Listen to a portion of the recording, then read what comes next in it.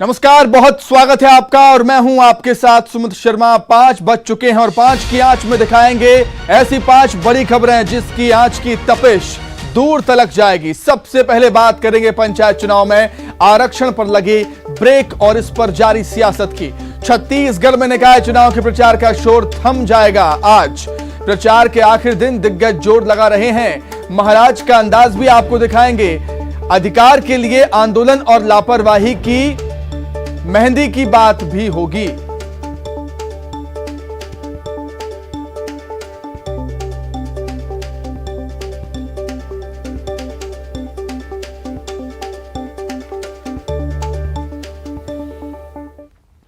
तो सबसे पहले बात मध्य प्रदेश में होने वाले पंचायत चुनाव की। मध्य प्रदेश में पंचायत चुनाव को लेकर अब सियासत भी शुरू हो गई है। जी हां, बीजेपी ने ओबीसी आरक्षण को लेकर कांग्रेस को घेरा। नगरीय प्रशासन मंत्री भूपेंद्र सिंह ने कांग्रेस को जिम्मेदार बताया। भूपेंद्र सिंह ने कहा कि कांग्रेस हमेशा से ओबीसी की विरोधी रही। भूपेंद्र सिंह ने कहा कि एमपी में पंचायत चुनाव में ओबीसी को आरक्षण ना मिले, इसके लिए कांग्रेस लंबे समय से प्रयास कर रही है और कांग्रेस की याचिका पर सुप्रीम कोर्ट ने आरक्षण पर रोक लगाई है। कांग्रेस ने भी इसे पलटवार इस पर किया। पूर्व पंचायत मंत्री कमलेश्वर पटेल ने पंचायत चुनाव में ओबीसी आरक्षण खत्म होने के लिए बीजेपी को जिम्मेदार बताया। मध्य प्रदेश में पंचायत चुनाव में ओबीसी को आरक्षण ना मिले, इसका प्रयास कांग्रेस के द्वारा लगातार लंबे समय से किया जा रहा था और कांग्रेस की याचिका पर जो हमारे राज्यसभा के माननीय सांसद श्री विवेक तनखा जी हैं, वरिष्ठ अधिवक्ता भी हैं, उनकी याचिका पर मध्य प्रदेश में सर्वोच्च न्यायालय ने ओबीसी को जो पंचायतों में 27% का आरक्षण था उस पर रोक लगाई है और इससे स्पष्ट है कि कांग्रेस हमेशा ओबीसी की विरोधी रही है। मध्य प्रदेश पंचायत चुनाव को लेकर कल माननीय उच्च न्यायालय ने जो पिछड़ा वर्ग का आरक्षण खत्म करने का जो निर्णय लिया है वो कहीं न कहीं ऐसा प्रतीत होता है कि आरएसएस और भारतीय जनता पार्टी के जो मसूदे हैं उसको कारगर करने का काम कर रही है। अगर मध्य प्रदेश की भाजपा सरकार नए परिसीमन और नए रोटेशन में आरक्षण के हिसाब से पंचायत चुनाव कराने का निर्णय ली होती तो आज ये स्थिति पैदा नहीं। पंचायत चुनाव में ओबीसी आरक्षण पर रोक को लेकर बीजेपी के आरोप पर कांग्रेस सांसद विवेक तनखा ने पलटवार किया और कहा कि बीजेपी नेता मामले को तोड़कर मरोड़कर पेश कर रहे हैं। तनखा ने खुद को ओबीसी आरक्षण का पक्षधर बताया है। क्योंकि पंचायत में जैसे सुप्रीम कोर्ट और जो कि कॉन्स्टिट्यूशन का प्रोविजन है, संविधान का प्रोविजन है, उसको रोटेशन और डिटर्मिनेशन के लिए लागू करने के लिए ये हर वर्ग की लड़ाई थी। क्योंकि पंचायत में जैसे सुप्रीम कोर्ट और कॉन्स्टिट्यूशन कहता है हर इलेक्शन के वक्त एक रोटेशन होना चाहिए जिससे सबको चांस मिले। हाई कोर्ट ने मेरे को हमारे केस में नोटिस इशू किया बट हमको इंटरिम राहत नहीं दी। हम सुप्रीम कोर्ट गए। सुप्रीम कोर्ट ने हमसे कहा कि आप हाई कोर्ट वापस जाइए और प्रयास करिए इमीडिएट हियरिंग की। वो हमको नहीं मिल पाई तो हम सुप्रीम कोर्ट वापस आए कल और सुप्रीम कोर्ट को हमने बताया कि हम तो हर वर्ग की भले के लिए आए हैं, हम रोटेशन चाहते हैं और हम चाहते हैं कि जिससे कि सबको चांस मिले।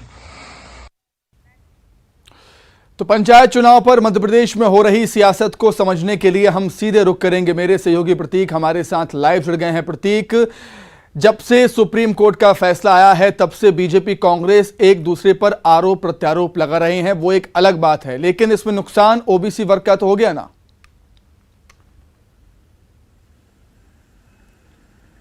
देखिए, एक बड़ा नुकसान हुआ है यहाँ सुमित, कहीं ना कहीं चूंकि जिस प्रकार से कानूनी दांवपेच लगातार पंचायत चुनाव को चल रहा था, किसी ने भी नहीं सोचा था कि जिस आरक्षण और रोटेशन की लड़ाई मध्य प्रदेश में लड़ी जा रही है वो ओबीसी पे आकर खत्म होगी और खत्म भी ऐसी होगी कि ओबीसी वर्ग को आरक्षण मिल ही नहीं पाएगा, उनकी सीटों को सामान्य कर दिया जाएगा। बेशक जब इसकी गहराई पर हम गए, आज दिन भर हमने भी कहीं ना कहीं राजनीतिकों से के साथ साथ जो कानूनी जानकार जब उनसे बातचीत की तो ये स्पष्ट हुआ कि कहीं ना कहीं ओबीसी को लेकर के जो राजनीतिक पिछड़ापन है वो भी संविधान के तहत उसका प्रावधान है और उसे ही लागू करना होगा, क्योंकि अभी मध्य प्रदेश में फिलहाल संवैधानिक रूप से अगर बात की जाए तो राजनीतिक पिछड़ेपन का क्या आधार है, वो कौन सी जातियां हैं, आज तक ये इंप्लीमेंट नहीं हो पाया है। जबकि महाराष्ट्र के मामले में सुप्रीम कोर्ट ने कुछ ऐसा ही ऑर्डर जारी किया है और उसे मध्य प्रदेश में भी लागू कर दिया गया। बेशक पिटीशन तो कांग्रेस की ओर से ही दायर की गई, या कांग्रेस ने नहीं भी की तो प्रत्यक्ष तौर पर यही देखा जा रहा है कि चूंकि राज्यसभा सांसद वो कांग्रेस से हैं तो कांग्रेस का नाम इसके पीछे भी लग रहा है। सैयद जाफर जो कि प्रवक्ता है, उनके द्वारा भी याचिका दायर की गई थी और उसका परिणाम ये निकला कि ओबीसी वर्ग को अब कहीं ना कहीं आरक्षण नहीं मिलेगा। बीजेपी ने इस मुद्दे को इनकैश करने की कोशिश की है, लेकिन जो कल की प्रोसीडिंग सुप्रीम कोर्ट में हुई थी तो कहीं ना कहीं सरकार और याचिकाकर्ता दोनों ही इस बात को समझाने में कहीं ना कहीं असफल रहे, क्योंकि सुप्रीम कोर्ट ने डीमेरिट्स या मेरिट्स के आधार पर कोई बात या बहस सुनी ही नहीं और सीधे आरक्षण के मसले पर आदेश जारी कर दिया गया। ऐसे में जिम्मेदारी सरकार की भी थी और खुद चूंकि याचिकाकर्ताओं की ओर से पक्ष विवेक तनखा रख रहे थे, इस बात का जिक्र यहां पर हो ही नहीं पाया कि असल मांग है क्या। बेशक सुप्रीम कोर्ट ने एक स्वतः संज्ञान भाव में इस भाव को लेते हुए जो आरक्षण को पिछड़ापन का जो आरक्षण है उसको लेकर के कुछ संवैधानिक प्रावधानों का हवाला दिया और इस प्रकार का आदेश लागू कर दिया है, लेकिन अब खिचड़ी कहीं ना कहीं पकसी गई है और सूबे की सियासत में ये खिचड़ी शायद लंबी भी ठीक है प्रतीक, एक चीज और मैं समझना चाहूंगा, सुप्रीम कोर्ट का जो आदेश आया है उसके बाद किस राजनीतिक दल को फायदा है, नुकसान है, या हो सकता है फायदा है नुकसान, यह भी बताएं आप हमें। देखिए, आपको बता दूं कि गैर दलीय पंचायत चुनाव अमूमन होते हैं सुमित, और जब हम जिला पंचायत या जनपद पंचायत के सदस्यों या अध्यक्षों की बात करेंगे तब इस बात का जिक्र होता है, लेकिन उन्हें भी उनका भी जो चयन होता है वो पंच सरपंच के आधार पर ही होता है, सदस्यों के हवाले से होता है। लेकिन इस बीच चूंकि अब कहीं ना कहीं दोनों ही पार्टियों से उम्मीदवार आते ओबीसी के, चाहे वो कांग्रेस हो या चाहे बीजेपी हो, क्योंकि ग्राम पंचायत की आबादी के हिसाब से जो है आरक्षण तय किया जाता है। ऐसे में बेशक गाँव की आखिर सियासत किस ओर जाएगी, ग्रामीण जन आखिर इस मुद्दे को किस तरीके से समझेंगे, क्या वो कांग्रेस के आरोपों को मानेंगे या बीजेपी के आरोपों को सही ठहराएंगे, वो कहीं ना कहीं कंफ्यूजन में है। लेकिन फिलहाल स्थिति सर्वमान यही है कि ओबीसी वर्ग को आरक्षण नहीं मिल रहा है, इसलिए एक बड़ा असर ओबीसी वर्ग के लिए है। ओबीसी वर्ग ऐसे कैसे दोषी मानता है, कहीं ना कहीं मैं इसीलिए इस बात का जिक्र कर रहा हूं क्योंकि कांग्रेस खुद को बचाने की मूड में है और बीजेपी बिल्कुल ठीक बात कही आपने कि ओबीसी वर्ग इस बात को किस तरीके से लेगा, ये देखना काफी दिलचस्प होगा। प्रतीक, आपका बहुत शुक्रिया हमारे साथ जुड़ने के लिए, तमाम बातचीत के लिए। आगे बढ़ते हैं, बात छत्तीसगढ़ के दुर्ग से बड़ी खबर, सीएम भूपेश बघेल का रोड शो लगातार जारी। भिलाई में सीएम भूपेश बघेल का रोड शो हुआ, सभी वार्ड में पहुंचकर मुख्यमंत्री यहां पर आम सभाएं कर रहे हैं। कांग्रेस प्रत्याशियों के लिए वोट की अपील की जा रही है, तस्वीरें आपको दिखा रहे हैं। तो प्रचार के आखिरी दिन दिग्गजों ने अपनी ताकत झोंकी। मुख्यमंत्री भूपेश बघेल आज भिलाई में रोड शो कर रहे हैं और लगातार आप देख सकते हैं कि किस तरह से जनसैलाब उमड़ पड़ा है इनके स्वागत के लिए। मुख्यमंत्री भूपेश बघेल से हम बातचीत करेंगे। उनसे जबरदस्त उत्साह कांग्रेस पार्टी के प्रति और सारे प्रत्याशी और कार्यकर्ता आम मतदाता के घरों में जा रहे हैं और मतदाता घर से निकलकर हमारे प्रत्याशियों को आशीर्वाद दे रहे हैं, कांग्रेस का आशीर्वाद दे रहे हैं। जैसे पिछले चुनाव में 10 में 10 नगर निगम जीते थे, उसी प्रकार ये भी जीतेंगे।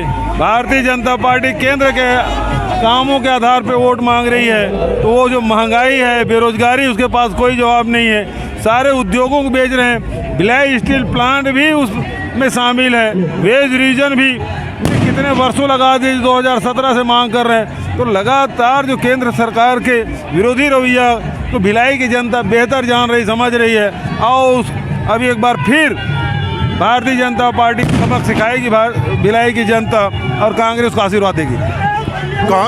बीजेपी आरोप ये थे मुख्यमंत्री भूपेश बघेल जो बता रहे थे कि आम जनता जो है वो विकास के साथ में है और लगातार जो उन्होंने दौरा किया है वो कहीं ना कहीं पूरे निकायों में जो है कांग्रेस जीत दर्ज करेगी। न्यूज़ 18 छत्तीसगढ़ के लिए दुर्ग से मिथिलेश ठाकुर।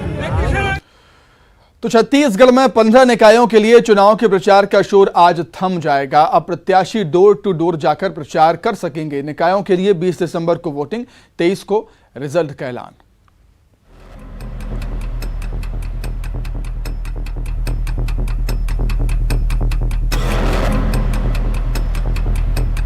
आज थमेगा प्रचार का शोर, डोर टू डोर होगा कैंपेन, 20 दिसंबर को वोटिंग, 23 दिसंबर को आएंगे नतीजे। छत्तीसगढ़ में 10 जिलों के 15 नगरीय निकायों में निकाय की सरकार के लिए प्रचार आज थम जाएगा। लिहाजा उम्मीदवारों को ढोल नगाड़े और भव्य तरीके से जनता तक अपनी बात पहुंचाने का मौका खत्म हो जाएगा। हालांकि डोर टू डोर कैंपेन का प्रत्याशियों के पास एक दिन का मौका जरूर होगा। निकाय की सरकार के लिए 10 जिलों के कुल 15 निकायों में चुनाव हो रहे हैं। 15 निकायों में कुल 370 वार्डों के लिए जनता वोट करेगी। 4 नगर पालिका निगमों में चुनाव हो रहे हैं। नगर पालिका निगमों में बीरगांव भिलाई, भिलाई चारोदा और रिसाली शामिल है। 5 नगर पालिका परिषदों के लिए जनता वोट करेगी। सारंगढ़, बैकुंठपुर, शिवपुर चर्चा, जामुल, खैरागढ़ नगर पालिका परिषद में शामिल हैं। 6 नगर पंचायतों के चुनाव के लिए जनता वोट करेगी। प्रेमनगर, मारो, नरहरपुर, कोंटा, भैरमगढ़ और भोपालपट्टनम में चुनाव होंगे। वहीं 10 जिलों के 14 वार्डों में उपचुनाव होने हैं। बेमितरा में सबसे ज्यादा 4, जबकि धमतरी में 2 वार्डों में उपचुनाव होने हैं। 20 दिसंबर को सुबह 8 बजे से शाम 5 बजे तक मतदान होगा। इस बार बैलेट पेपर से चुनाव कराया जा रहा है। इसके बाद 23 दिसंबर को वोटों की गिनती के बाद नतीजों का ऐलान किया जाएगा। वोटिंग के लिए 10 जिलों में तैयारियों को पूरा किया जा रहा है। खास बात यह है कि कोविड नियमों के पालन को लेकर निर्वाचन आयोग ने कड़े निर्देश दिए हैं। छत्तीसगढ़ के अधिकांश शहरों में स्थानीय निकायों के लिए 2019 में ही आम चुनाव कराए गए थे, लेकिन कुछ निकायों का कार्यकाल पूरा नहीं होने की वजह से उनका चुनाव नहीं हो पाया था। ऐसे में बीजेपी और कांग्रेस दोनों की कोशिश है कि निकायों में उनकी सरकार बने। कुल मिलाकर उम्मीदवारों ने अपना दांव चल दिया है। अब जनता की बारी है। Bureau report, news 18।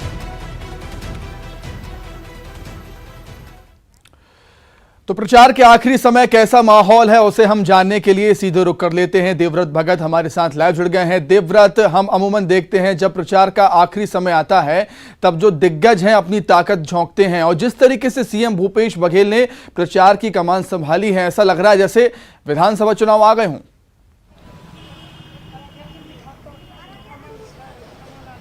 जी, इसे विधानसभा चुनाव के पहले की ही तैयारी कहा जा सकता है प्रशांत, क्योंकि जिस तरह से इसे सत्ता का सेमीफाइनल भी कहा जा रहा है और ये भी कहा जा रहा है कि इन 15 निकायों में जिनका जोर होगा उससे साफ पता चलेगा कि जनता का रुझान किस तरफ है, खासकर जो शहरी जनता है, क्योंकि 15 निकायों में चुनाव हो रहे हैं। लिहाजा इससे एक तरह से पॉलिटिकल पार्टीज को ये पता चल जाता है कि जनता किस तरफ है, किस मूड में जनता है, और 2023 से पहले जनता का मूड इन 15 निकायों से ही पता चल पाएगा। बिरगांव नगर निगम में इस वक्त मैं मौजूद हूं और आपको बताऊंगा कि जिस तरह से जो यहां पर प्रचार का जो अंतिम समय है उस दौरान सारे जो प्रत्याशी हैं, जितने, क्योंकि यहां पर कुल 40 वार्ड है और सभी 40 वार्ड में न सिर्फ बीजेपी और कांग्रेस बल्कि जोगी कांग्रेस ने भी अपने सारे प्रत्याशी खड़े किए हैं और किसी ने भी कोई कोर कसर नहीं छोड़ी है। पूरी ताकत यहां पर झोंकी गई है। दिग्गज जो है वो इस चुनाव में जुटे हुए थे और लगातार प्रचार कर रहे थे। कांग्रेस के अगर मैं कहूं तो 3 मंत्रियों को यहां की जिम्मेदारी दी गई थी,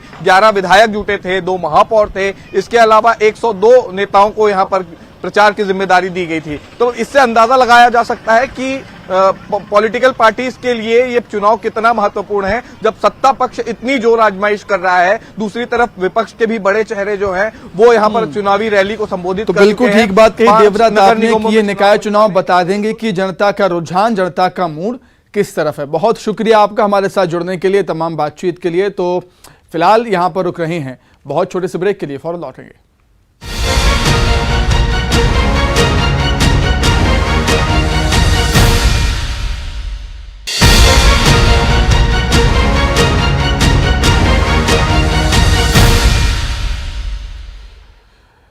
ब्रेक के बाद बात करेंगे केंद्रीय मंत्री ज्योतिरादित्य सिंधिया की, जिनका निराला अंदाज हमें ग्वालियर में देखने को मिला। 3 मंडलों की संयुक्त बैठक में शामिल होने पहुंचे सिंधिया ने कार्यकर्ताओं को अपने हाथों से खाना परोसा। यही नहीं, सिंधिया ने कार्यकर्ताओं के साथ बैठकर खाना भी खाया। इससे पहले बैठक में सिंधिया ने पार्टी कार्यकर्ताओं से मोदी सरकार के कामकाज को जन जन तक पहुंचाने की अपील भी की।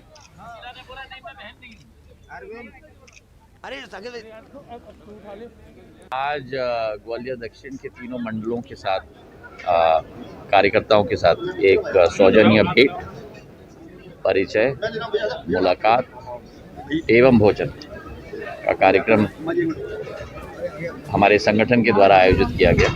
मैं अपना सौभाग्य समझता हूं कि मुझे एक मौका मिला सभी लोगों के साथ मिलने के लिए, और यही एक आत्मीयता के आधार पर आगे की रचना ग्वालियर के विकास के लिए, प्रगति के लिए, स्वच्छता के लिए हम लोग साथ में मिलकर छेड़ेंगे। और इसमें मैं चाहूँगा कि आप लोगों का भी सहयोग हमें मिले। तो देखिए, इसी अंदाज को लेकर जाने जाते हैं, पहचाने जाते हैं ज्योतिरादित्य सिंधिया, और यही वजह है कि महाराज जनता में इतने लोकप्रिय हैं। जब जब उनको मौका मिलता है कार्यकर्ताओं के बीच पहुंचते हैं और इस तरीके से सहज और सरल अंदाज उनका हमें देखने को मिलता है। तस्वीर हम आपको दिखा रहे हैं, देखिए किस तरीके से अपने कार्यकर्ताओं के साथ, बीजेपी के कार्यकर्ताओं के साथ यहाँ पर उन्होंने सेल्फी भी ली और कार्यकर्ताओं को खाना भी परोसा और खाना भी बैठकर उनके साथ यहाँ पर खाया है।